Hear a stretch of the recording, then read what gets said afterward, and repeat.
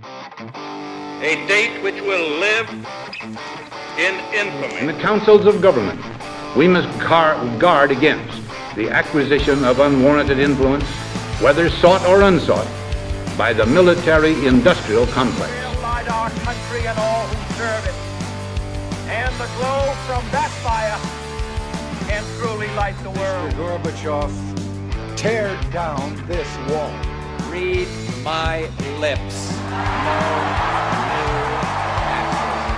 I did not have sexual relations with that woman. Morning. Sunday morning. What difference at this point does it make? You once again gave a non-answer. Joe Biden gave a non-answer. Trying to answer you the now. American people deserve it. What are we talking about? Come on, man. They are children rescued from dangerous or neglectful homes. So why is our state's foster care system making their lives even more miserable? Government is not the solution to our problem.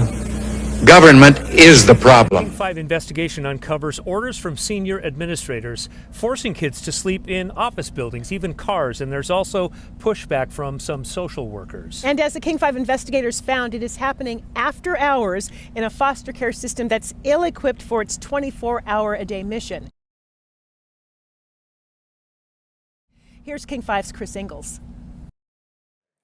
At night, it was just super chaotic. Kids making themselves at home, because too often this is home for some children in Washington's foster care system. At the state office in Kent, kids bed down in full public view on the floor in the lobby, on a cot if they're lucky. They're waiting for placements to figure out if they're going to go to a group home or a foster home or a hotel. Basha Katie is a former social worker who was assigned to the after-hours shift here in the Kent office of the Washington Department of Children, Youth, and Families, DCYF. We're dealing with children who are traumatized. I can't emphasize enough how traumatized they are. So she wasn't surprised that some of the kids had severe behavioral problems. She was surprised by how her DCYF supervisors told her to handle them. For whatever reason, the higher-ups decided that they're not going to a hotel. They would just stay in the office and sleep on the couches. Or in a social worker's car.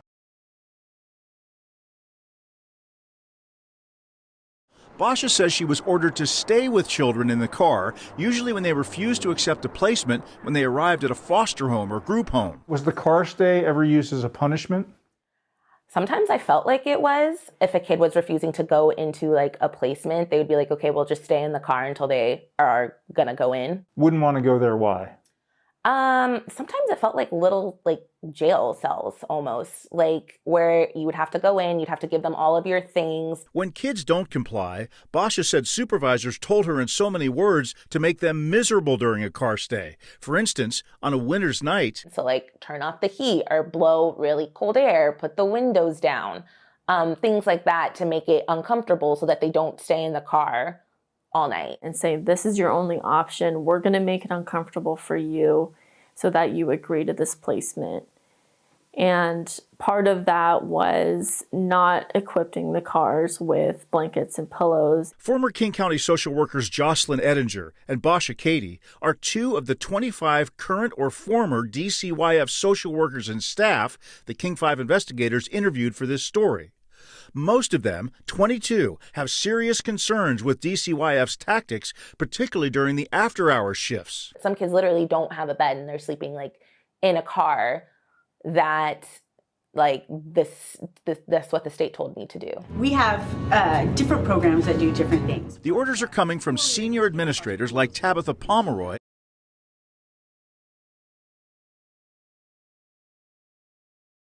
seen in this DCYF video, according to this whistleblower complaint we got through a public records request. At a December 16th DCYF staff meeting in Seattle, Pomeroy was asked if rumors they had heard were true regarding foster kids having to sleep in cars or on floors in state offices with no beds, blankets, pillows. Yes, that is absolutely happening, and it's coming from me, Pomeroy is quoted as saying. She stated she was not going to reward their tantrums by letting them stay in a hotel or on a comfortable couch in the office. Tabitha Pomeroy referred our questions to DCYF's communication staff. And I was like, well, I shouldn't have to stay in the office all night. You guys, it's your job to find me a placement, like a home, somewhere where I can go to sleep and be safe. 20-year-old Taylor Campbell of Tacoma says she spent more nights on plastic chairs in a DCYF office than she can count. She was thrust into Washington's foster care system at age 15. It's like me remembering those feelings. It sucks. It means still to this day, my mom doesn't want me here. She did refuse placements, she says, for legitimate reasons, including one home where she claimed a foster parent touched her inappropriately. The state, they take kids from people that do those things. And then it's for them to openly, force a child to go to a home like that. She says she was branded a bad kid with no chance of finding a stable home. Sleeping in an office and sleeping in a car, that's the same thing as, being homeless. You don't have a bed, so nobody should live in those circumstances. There's no question that DCYF manages challenging kids who need specialized care, and the job is difficult. These teens walked out of the Kent office and set off fireworks in the parking lot. After our staff work hard to diffuse these situations, because the only other option at night is dialing 911. There's a lot of things wrong with that, calling law enforcement on foster youth.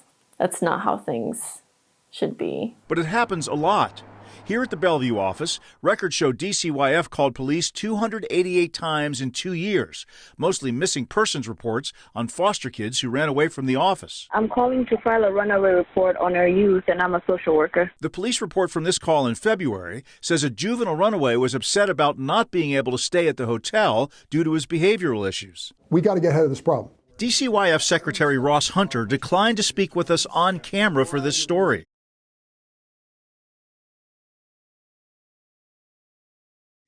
A spokesperson said it is not part of DCYF's practice to have youth sleep in cars overnight, in a written statement that ignored several detailed questions from the King 5 investigators. The agency did not say what, if anything, it did in response to the whistleblower complaint it received 4 months ago against Senior Administrator Tabitha Pomeroy. This statement that I just read about how they're treating the youth is a re-traumatization because it's a continuation of abuse and neglect. Sarah Tuning is executive director of One Hope United, a nonprofit that assists 2,000 foster children in Florida. She says every agency struggles with the most challenging children, but she's never seen one respond as claimed in the whistleblower report. I'm shocked that the directive is, utilizing that as a punishment because, again, it's going to backfire. It's not productive. This is a system problem. It's not a youth problem. It's a system problem that needs to be fixed by adults. On this night, we watched 2 teens pack up in the office lobby and arrive at a nearby motel just before midnight, a night in which they have a bed, something that's not guaranteed after hours in Washington's foster care program. You start definitely feeling unwanted. You aren't wanted, that you don't deserve a home or happiness, or a family, because you already got taken away from yours. It's very important to point out that whether a kid is staying here in a state office or in a hotel, they are deemed out of placement. That means they are not in a licensed facility. They get no treatment. They don't go to school. They don't go to school. They don't go to school, anything like that. And DCYF agrees that this is a problem that's actually been getting worse over the years, even though it's been trying to put a stop to it.